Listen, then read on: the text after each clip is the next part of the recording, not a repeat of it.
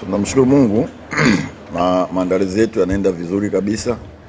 Tunajua kwamba haitakuwa mechi rahisi. Siku zote hakuna mechi rahisi kati ya Simba na Azam.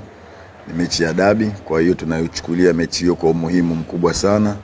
Maandalizi yetu yako vizuri kabisa. Kitu kizuri ni kwamba kila mchezaji wetu yuko kambini kwa ajili ya mechi na wachezaji wote wako tayari.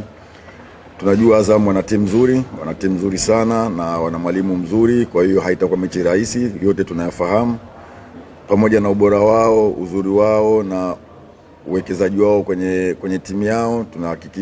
Tunahakikisha kesho lazima tupate alama 3. Japo haitakuwa rahisi, lakini tumejipanga kutoka na alama zote 3 katika mchezo wa kesho. Ni kweli tumekuwa na tatizo kubwa sana la kutumia nafasi.